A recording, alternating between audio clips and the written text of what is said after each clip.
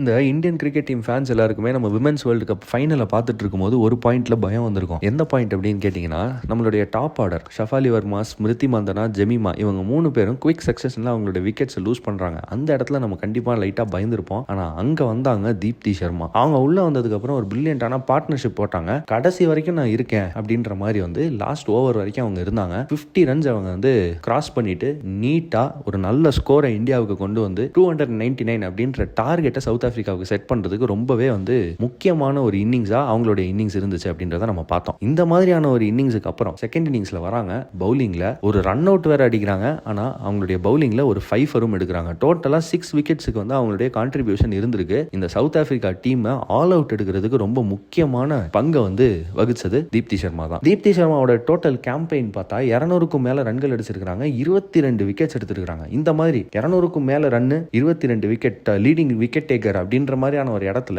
ஒரு ஆல்ரவுண்டர் இருக்கிறதுன்றது ரொம்ப ரொம்ப ரொம்ப கஷ்டம். ஏதாவது ஒரு ஆஸ்பெக்ட்ல கவனம் செலுத்த முடியும், எதர் பேட்டிங் ஆர் பவுலிங். ஆனா ரெண்டுலயுமே சிறப்பா விளையாடுறது அப்படின்றது ரொம்பவே அபூர்வம். இது எதை ஞாபகப்படுத்துது அப்படின்னு கேட்டீங்கன்னா, 2011 யுவராஜ் சிங்கோடைய world cup campaign. Yuvraj Singh அந்த வேர்ல்டு கப்ல அப்படிதான் பேட்டிங்லயே செமையா ஆடுவாரு, பவுலிங்லயே செமையா கான்ட்ரிபியூட் பண்ணிட்டு இருப்பாரு. அந்த மாதிரியான ஒரு வேர்ல்டு கப் கான்ட்ரிபியூஷனை தான் நம்ம இந்த வாட்டி தீப்தி சர்மா கிட்ட பார்த்திருக்கோம். இன்னும் இவங்க ஃபர்தர் எப்படிலாம் கான்ட்ரிபியூட் பண்ண போறாங்க, அண்ட் இவங்கள மாதிரியே இந்த மாதிரி குவாலிட்டி ஆல்ரவுண்டர்ஸ் எத்தனை பேர் இந்தியன் கிரிக்கெட் டீமுக்கு வரப்போறாங்க அப்படின்றத பார்க்கறதுக்கு நான் ரொம்ப ஆவலா காத்துட்டு இருக்கேன். இன்னும் போக போக இந்தியன் விமென்ஸ் கிரிக்கெட் டீமுக்கு வளர்ச்சி மட்டுமே இருக்கு. Onwards and upwards from here அப்படின்வாங்கல்ல, அந்த மாதிரியான ஒரு சிச்சுவேஷன் தான் இது. இன்னும் வருங்காலத்தை பார்க்கறதுக்கு ரொம்ப ஆவலா காத்துட்டு இருக்கேன். நீங்க என்ன நினைக்கிறீங்கன்னு கமெண்ட்ல சொல்லுங்க.